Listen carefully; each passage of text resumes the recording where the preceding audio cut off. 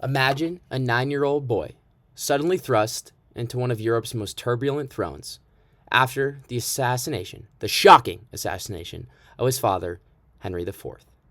This was a reality for Louis XIII, who became King of France in 1610, a child monarch inheriting a country rife with factional disputes and religious discord. The stark contrast between the tumultuous nature of his early reign and the later consolidation of royal power provides a fascinating story and how a seemingly unremarkable king could profoundly influence the course of French history. King Louis's reign, often overshadowed by the more flamboyant Louis XIV, was a critical period in the transformation of France, from a feudal monarchy to a centralized, absolute monarchy. Despite his personal challenges and a reign marked by political instability and conflict, Louis XIII, with the crucial assistance of Cardinal Richelieu, successfully laid the groundwork for the absolute monarchy that would be fully realized under his son. His efforts in centralizing power, reforming administration, and achieving military successes were instrumental in shaping France's future dominance in Europe.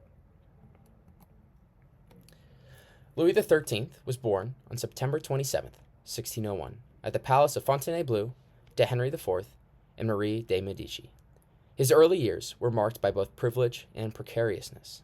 His father, Henry IV, had worked tirelessly to stabilize France after years of religious wars, but his assassination left a young Louis XIII to inherit a fractured and volatile kingdom.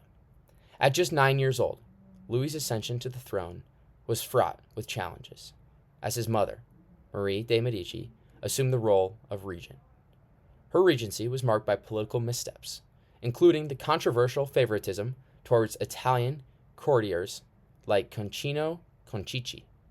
This nepotism generated significant unrest amongst French nobility, who viewed Concicci's influence as a direct threat to their own power and prestige. Marie de Medici's regency faced significant difficulties.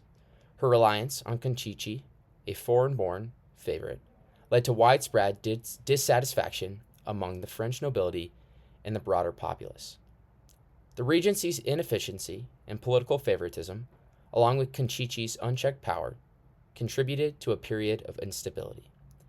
This unrest eventually accumulated in 1617, when a coup led by Louis XIII himself resulted in Concicci's assassination and Marie de Medici's exile.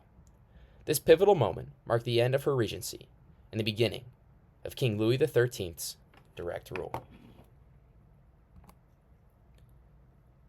Now, let's discuss Cardinal Richelieu's influence. Cardinal Richelieu was appointed as King Louis XIII's chief minister in 1624, and it marked a turning point in French history. Richelieu, a shrewd and ambitious statesman, understood that the key to strengthening the monarchy lay in diminishing the power of the nobility and centralizing control. Under Richelieu's guidance, Louis XIII embarked on a series of reforms aimed at reducing the influence of regional nobles and increasing the king's control over the provinces.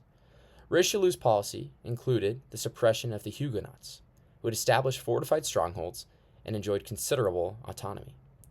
By weakening Huguenot power and enforcing royal authority, Richelieu helped solidify the monarchy's dominance.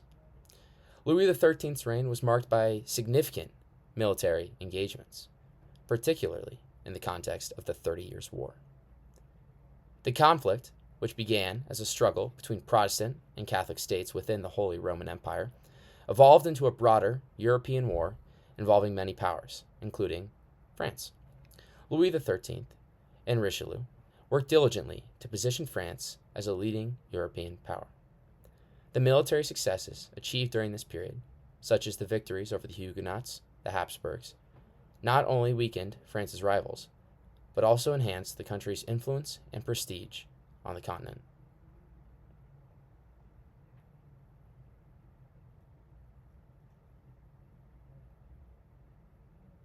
Richelieu's administrative reforms were instrumental in consolidating the power of the monarchy.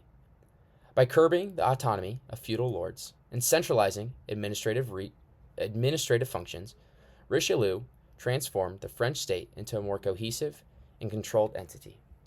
His reforms included the establishment of a more efficient administrative bureaucracy and the enforcement of royal authority over regional governors. This centralization of power was a critical step in transitioning France towards the absolute monarchy that would fully develop under King Louis XIV. Now, we're going to look at his legacy. King Louis XIII's reign laid the essential groundwork for the absolute monarchy that would reach its zenith under his son, Louis XIV. By dismantling the power of the feudal nobility and asserting the supremacy of the royal authority, Louis XIII set the stage for Louis XIV's consolidation of power. The structural changes and political reforms implemented during King Louis XIII's reign enabled his son to rule with unparalleled authority and control, establishing the model of absolute monarchy that characterized France's political landscape for much of the 17th century. Despite the overshadowing presence of his son's reign, Louis XIII made significant contributions to French culture. He was a patron of the arts and architecture, initiating the early stages of what would later become the magnificent Palace of Versailles. While Louis XIV would later expand and transform Versailles into the symbol of French absolutism, Louis XIII's initial contributions to its design laid the groundwork for its evolution into a key symbol of royal power. His patronage also extended into the arts, influencing the cultural development of France and setting precedent for the royal support of the arts.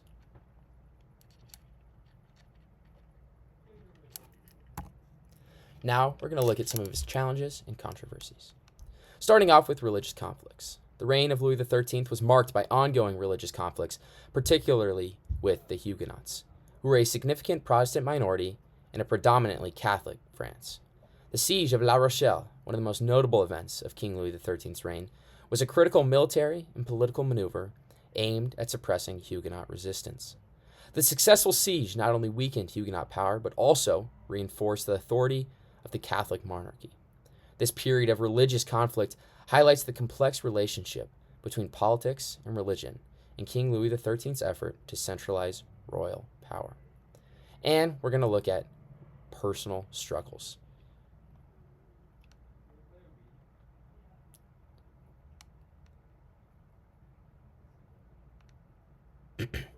King Louis XIII's personal life was fraught with difficulties that impacted his reign.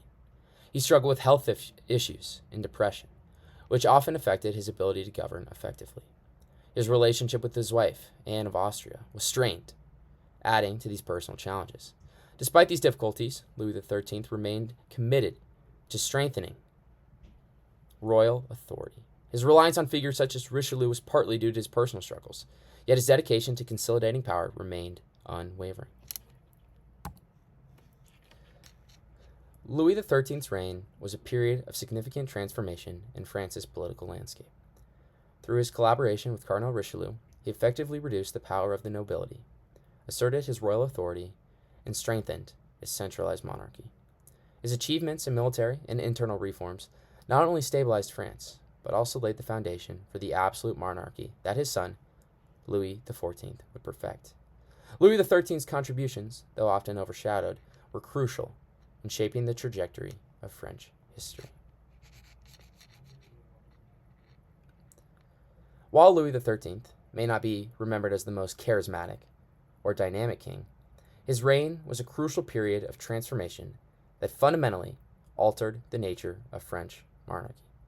His efforts in consolidating power and reforming the state ensured that France would emerge as a dominant European power under his successor. His legacy, though perhaps understated, was instrumental in the development of France's political system and cultural influence. Briefly looking at the sources we have here, we went first to History Learning site, which was responsible for a lot of the blatant facts and information discussed in this video. We also looked at Encyclopedia Britannica, and finally we looked at this link on the Palace of Versailles. Thanks for watching, and go Zags!